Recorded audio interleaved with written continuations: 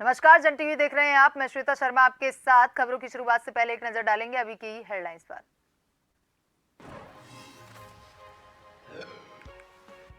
राम मंदिर प्राण प्रतिष्ठा को लेकर सीएम धामी की बड़ी प्लानिंग। 22 जनवरी को उत्तराखंड में शराब की दुकानें बंद रखने का फैसला। 14 जनवरी से शुरू होंगे सांस्कृतिक कार्यक्रम। 22 जनवरी को बांटा जाएगा प्रसाद। हरिद्वार में फरवरी से होगा सीएम धामी का दौरा। करेंगे परियोजनाओं का शिलान्यास और लोकार्पण। दौरे से पहले सौंदर्यकरण के काम को पूरा करने में जुटा हरिद्वार रुड़की विकास प्राधिकरण।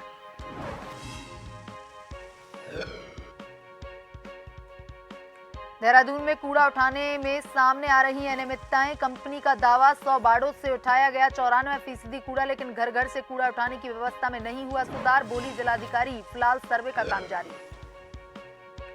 राष्ट्रीय युवा दिवस पर बोले सांसद रमेश पोखरियाल निशंक की युवाओं से मिलती एनर्जी। आगामी लोकसभा चुनाव में युवाओं की अहम भूमिका।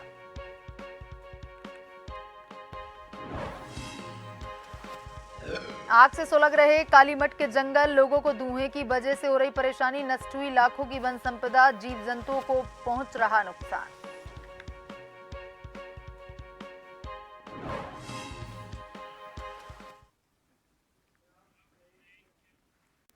अब खबरें विस्तार से। मुख्यमंत्री पुष्कर सिंह धामी ने शुक्रवार को सचिवालय से सभी जिलाधिकारियों के साथ वर्चुअल बैठक की और बैठक कर निर्देश दिए कि आगामी 14 से 22 जनवरी 2024 तक सांस्कृतिक उत्सव के तहत प्रदेश में भव्य आयोजन किए जाएं। इस दौरान उन्होंने कहा कि 22 जनवरी को अयोध्या में रामलला की प्राण प्रतिष्ठा होगी। इसके उपलक्ष्य में प्रदेश में पूरी जन सहभागिता के साथ भव्य कार्यक्रम आयोजित किए जाएं।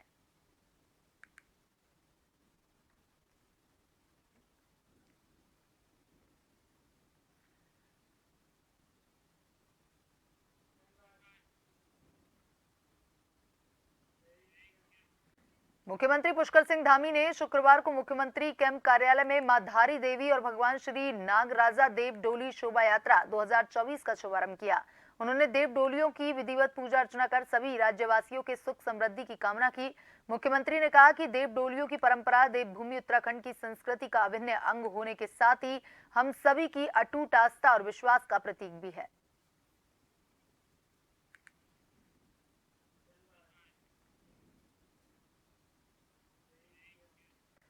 रुड़की नगर निगम में हरिद्वार के सांसद और उत्तराखंड के पूर्व सीएम रमेश पोखरियाल निशंक ने राष्ट्रीय युवा दिवस के मौके पर कहा कि युवाओं से एनर्जी मिलती है। युवा देश का भविष्य है। आगामी लोकसभा चुनाव में युवाओं की बड़ी महत्वपूर्ण भूमिका होगी। युवाओं ने खेलों में इस बार सबसे अधिक मेडल लाकर देश का नाम रोशन किया है।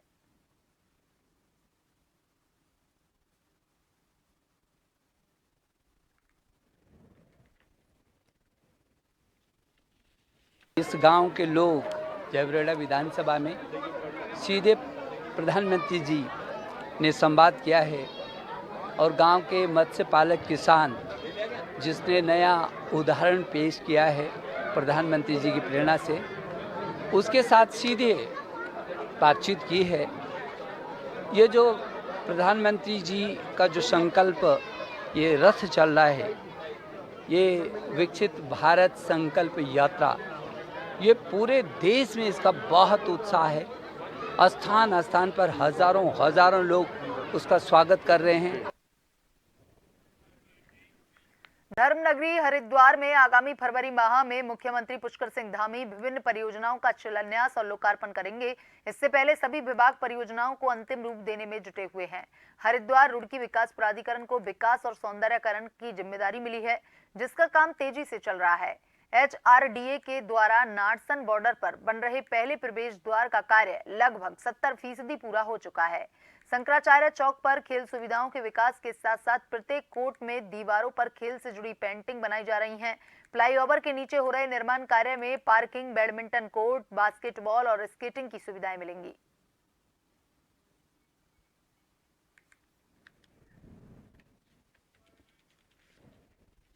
सीसी लागू होने में लगभग एक महीना बाकी है। तो काफ़ी परियोजना हमारी ग्राउंडिंग हो चुकी है। जैसे नारसन गेट है हमारा कावड़ पटरी पे सौंदर्यकरण मार्ग है, शंकराचार्य चौक का मार्ग है, केबल ब्रिज की फसाड लाइटिंग है, भल्ला स्टेडियम में जो हमारा काम चल रहा है वो है, साथ ही साथ स्पोर्ट्स कॉम्प्लेक्स है। इसके अलावा भी कुछ 20 से 25 करोड़ की योजनाएं अभी हमने स्वीकृत कराई हैं। चेयरमैन साहब जो हमारे कमिश्नर साहब हैं उनसे, और हम कोशिश करेंगे उन्हें जल्दी हम उनकी भी ग्राउंडिंग कर सकें।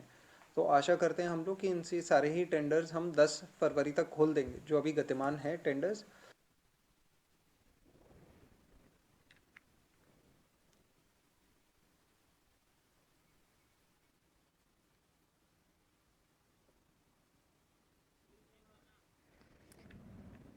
धर्मनगरी हरिद्वार में आगामी फरवरी माह में मुख्यमंत्री पुष्कर सिंह धामी विभिन्न परियोजनाओं का शिलान्यास और लोकार्पण करने वाले हैं और उन्हीं को लेकर के वहां पर तैयारियों को तेज कर दिया गया है। सभी विभाग जो हैं वो परियोजनाओं को अंतिम रूप देने में जुटे हुए हैं। पिथौरागढ़ जिला मुख्यालय में आगामी 16 जनवरी को मुख्यमंत्री पुष्कर सिंह धामी का 1 दिवसीय जनपद भ्रमण कार्यक्रम प्रस्तावित है। मुख्यमंत्री के प्रस्तावित कार्यक्रमों को लेकर सांसद अजय टम्टा ने भाजपा कार्यालय में प्रेस कॉन्फ्रेंस की और इस दौरान सांसद टम्टा ने कहा, अब चुनाव भी नजदीक है, जिसे लेकर सभी तैयारियां पूरी कर दी गई हैं।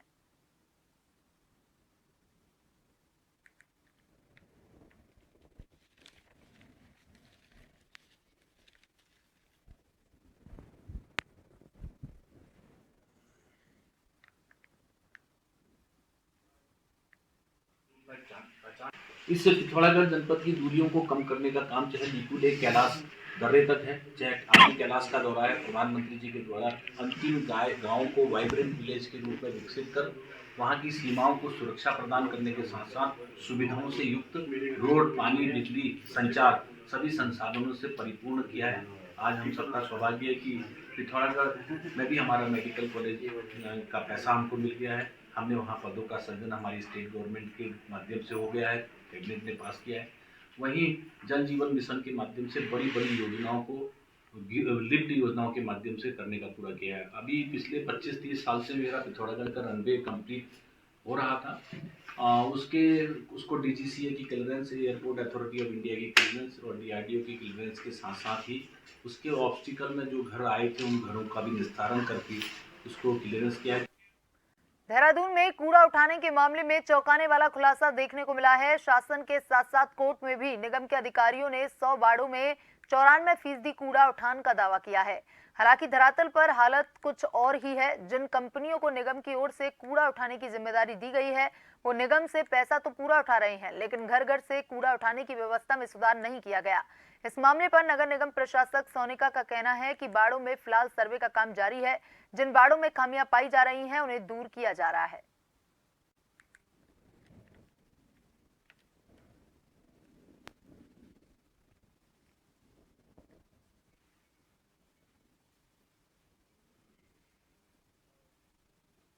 ये मेरे मामले में संज्ञान में आया था और अभी सत्यापन की कार्रवाई चल रही है और करीबन 50% वार्ड में इनके द्वारा सत्यापन कर लिया गया है। रिपोर्ट अभी बन रही है। मैंने नगर आयुक्त को कहा है कि जांच तत्काल के यहाँ पे भेजें।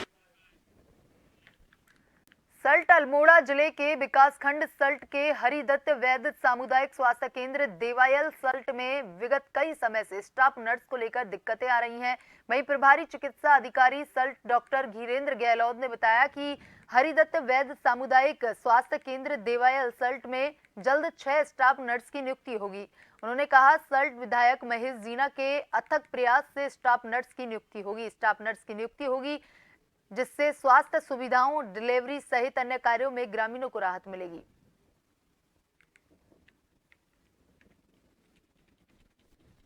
में जो बहुत दिनों से स्टाफ नर्स की समस्या हो रही थी, उनकी कमी चल रही थी, माननीय विधायक जी के अथक प्रयास से इस सप्ताह ही 6 स्टाफ नर्स की नियुक्ति होने वाली है, जो पूरे क्षेत्र की जनता के लिए बड़े हर्ष का विषय है। इससे जो डिलीवरी और आगे दूसरे चिकित्सा कार्यों में जन दुविधा होती थी, उसमें उस परेशानी से निजात मिलेगा। उत्तराखंड के चमोली में छात्रों का एक समूह 15 दिनों से विरोध प्रदर्शन कर रहा है। क्षेत्र में एक सड़क के निर्माण की मांग की जा रही है। उन्होंने सोमवार को प्रधानमंत्री नरेंद्र मोदी को भी पत्र लिखा था। एक प्रदर्शनकारी ने कहा, मैं जिला प्रशासन को चेतावनी देना चाहता हूं कि अगर यहां सेजी मेकोट मार्ग पर कोई कार्रवाई नहीं की गई तो इस क्षेत्र के लोग 18 जनवरी को बड़े पैमाने पर विरोध प्रदर्शन करेंगे। प्रदर्शनकारी सेंजी मेकोट, बेमेरू और डूमक कलगोट इलाके में सड़क निर्माण की मांग कर रहे हैं।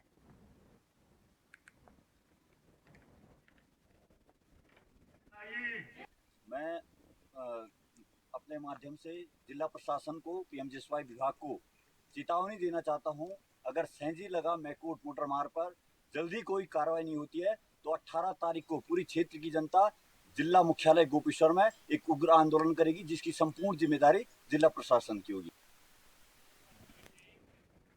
अल्मोड़ा जिले के विकासखंड सल्ट के आयुर्वेदिक दवा फैक्ट्री IMPCL मोहान के निजीकरण रद्द करने, पीएफ की बकाया राशि को लेकर ठेका मजदूरों ने 1 करोड़ 12 लाख रुपए का भुगतान करने की मांग को लेकर IMPCL मोहान गेट पर 1 दिवसीय उपवास किया। ठेका मजदूरों ने आरोप लगाया है कि IMPCL प्रबंध निदेशक मुकेश कुमार कारखाने में मौजूद रहकर श्रमिकों की समस्याएं सुनने की जगह कारखाने से 1 दिन पहले ही नदारद हो गए।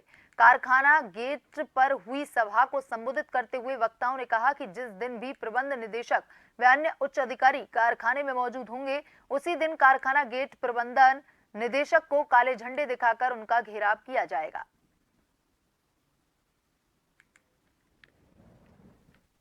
तीन सूत्रीय मांगे हैं। एक तो हमारा जो है इसका विनिवेश रद्द किया जाना चाहिए, और दूसरा हमारा यह है कि जो ठेका श्रमिक है उनको स्थायी रोजगार यहाँ पे मिलना चाहिए और सम्मानजनक रोजगार। और तीसरी हमारी मांग यह है कि जो हमारा IMPC का ठेका मजदूर कल्याण समिति का जो 1 करोड़ 12 लाख 57 हज़ार रुपये है वो हमें मिलना चाहिए। और अभी देखिए वार्ता होती है, और नहीं तो MD साहब तो सवेरे ही भाग चुके हैं आज, और नहीं तो हम अगली बार ये करेंगे कि MD का हम घेराव करेंगे, और चाहे हम जो MD ऑफिस जाना पड़े दिल्ली। फैक्ट्री का विनिवेश का निर्णय लिया है और इसके पहले राउंड के टेंडर हो चुके हैं और बैद्यनाथ और मैनकाइंड ने इसके टेंडर डाल दिए हैं। ये जो कारखाना है यहाँ पर 300 लोगों को तो प्रत्यक्ष रोजगार देता है और हजारों लोग यहाँ पर जड़ी बूटियाँ, गौमूत्र और बहुत सारी चीज़ें सप्लाई करके अपनी जीविका चलाते हैं। और भारत सरकार इसको बेच रही है, इसका विनिवेश कर रही है। यदि फैक्ट्री बिकती है तो यहाँ से पलायन और ज़्यादा बढ़ेगा। अल्मोड़ा जिले से वैसे ही बहुत ज़्यादा पलायन हुआ है, तो इसका विनिवेश रोका जाए। रामनगर नैनीताल जिले के रामनगर विधानसभा के अंतर्गत ग्राम टांडा मल्लू क्षेत्र में राम भक्तों ने भव्य कलश यात्रा निकाली। कलश यात्रा में पुरुष, महिला और जनप्रतिनिधियों ने बढ़ चढ़कर पहाड़ी वेशभूषा में हिस्सा लिया।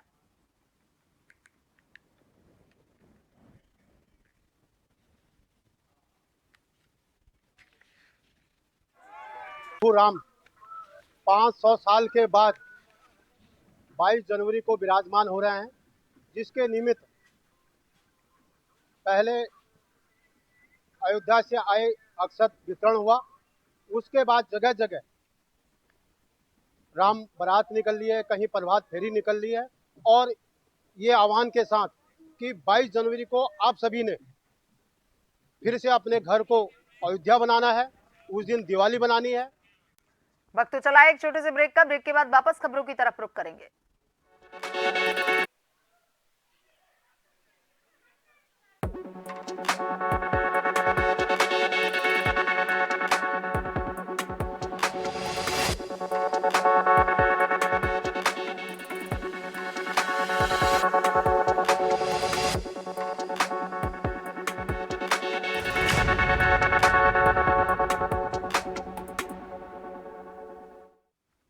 ब्रेक के बाद एक बार फिर से आपका स्वागत है। आइए बढ़ते हैं खबरों की तरफ।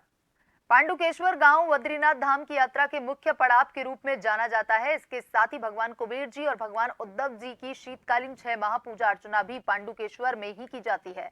और अब पांडुकेश्वर गांव में भगवान कुबेर जी का नवनिर्मित भव्य मंदिर बनाया गया है। मंदिर में प्राण प्रतिष्ठा का 3 दिवसीय कार्यक्रम शुरू हो चुका है और इस अवसर पर पांडुकेश्वर गांव के ग्रामीण सैकड़ों की तादाद में मौजूद रहे। यहाँ की महिलाओं ने इस खास मौके पर सुंदर झूमेलो नृत्य का आयोजन किया। वहीं मकर संक्रांति के शुभ अवसर पर भगवान कुबेर जी अपने नवनिर्मित मंदिर में विराजमान होंगे।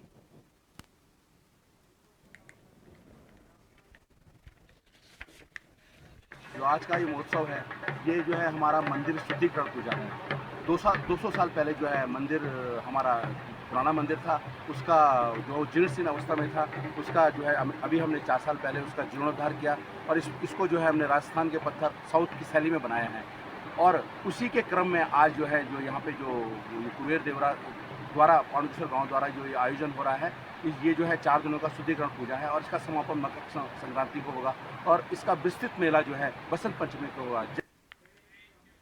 मुख्यमंत्री पुष्कर सिंह धामी ने शासकीय आवास पर मरणोपरांत तेंजिन नोरगे राष्ट्रीय साहस पुरस्कार 2022 से सम्मानित देवभूमि उत्तराखंड की बेटी पर्वतारोही स्वर्गीय सविता कंसवाल के पिता राधेश्याम कंसवाल के परिवार के साथ भेंट की। मुख्यमंत्री ने कहा कि उत्तराखंड समर्पण की भूमि है और इस धरा ने सदैव हमें प्रेरणा देने वाले व्यक्तित्व दिए हैं। सविता जी और उनका पूरा परिवार भी इस गौरवमयी यात्रा के अभिन्न अंग हैं।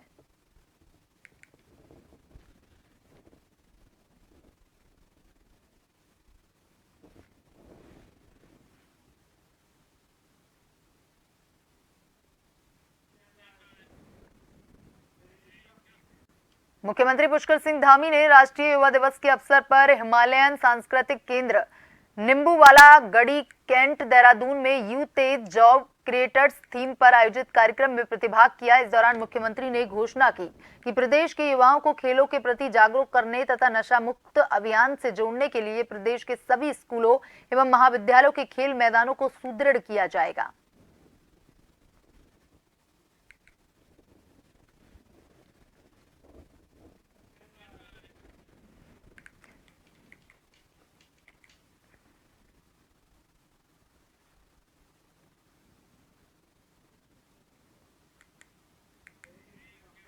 लोहाघाट नगर पालिका के द्वारा व्यापारियों व नगरवासियों में यूजर चार्ज लगा दिया गया है, जिस कारण नगर का माहौल गर्मा गया है। वहीं इस मामले को लेकर लोहाघाट नगर पालिका के निवर्तमान पालिका अध्यक्ष गोविंद वर्मा ने कहा कि पालिका के द्वारा यूजर चार्ज लागू करने में उनके बोर्ड को बेवजह बदनाम किया जा रहा है, जो कि उन्हें बदनाम करने की साजिश है। वर्मा ने चेतावनी देते हुए कहा कि अब उनका या उनके वार्ड का नाम घसीटा गया तो वह आत्मदाह कर लेंगे।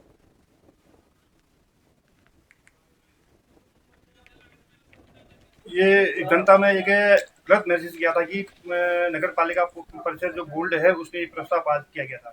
आज दूध का दूध पानी ये पानी हो गया। 16 सत्र में एक नगर पालिका में एक प्रस्ताव पास हुआ था जिसमें जनता से आपत्ति मांगी गई थी। उसको लेकर प्रशासक द्वारा यूजर चार्ज वसूला जा रहा है, जो सरासर गलत है।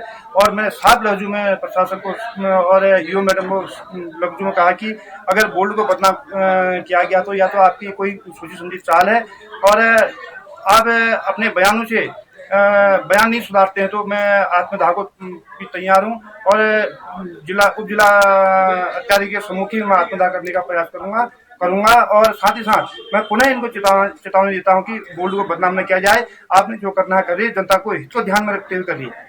जनता परेशान है, मोहल्लों में कोई गाड़ी नहीं जा रही है और ये बोर्ड को बदनाम करने में लगे हैं। खटीमा के किलपुर वन रेंज में हाथी के हमले में नोगवा नाथ निवासी 50 वर्ष के मदन राम की मौत हो गई। मदन राम पत्ते लेने गया था। जंगल से घर न लौटने पर परिजन और ग्रामीण जंगल में खोजने गए तो किलपुरा वन रेंज के प्लॉट संख्या 3 और 4 में जंगल के 200 मीटर अंदर मदन राम का शव बरामद हुआ।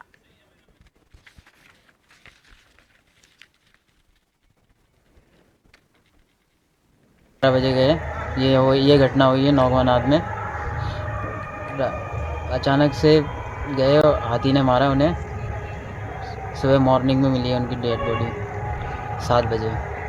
सर ये हमें ऐसे पता लगा, गांव वालों के जरिए पता लगा। गांव वाले गए थे ना जंगल, उनके जरिए पता लगा। फिर हम लोगों ने फिर रात में वेट भी किया, 6 बजे तक नहीं आए हो। फिर उसके बाद मॉर्निंग में छानबीन करी, गाँव वालों को लेकर इकट्ठा करके मॉर्निंग में मिली है 11 बजे। हमको जानकारी प्राप्त हुई कि तराई पूर्वी वन प्रभाग की किलपुरा रेंज से कि किलपुरा बीट में जो उसके प्लॉट संख्या 3 और 4 है उसके सीमा क्षेत्र पे मिलान पर पे एक व्यक्ति की हमको शव प्राप्त हुआ है। हमने उसका मुआयना किया, वहाँ पर घटनास्थल का मुआयना किया तो पता चला कि वो जो शव है वो मदन राम जी का है और उनकी उम्र लगभग 50 वर्ष बताई गई है। और प्रत्यक्षदर्शियों के द्वारा बताया गया कि वे ये घास काटने के उद्देश्य से शायद वन क्षेत्र में आए थे और हाथी के हमले में संभवतः उनकी मृत्यु हुई है। तो आगे की कार्रवाई भी जारी है और स्टाफ को भी निर्देशित कर। बुलेटिन में अभी तक के लिए इतना ही। बने रहिए जन टीवी के साथ। नमस्कार।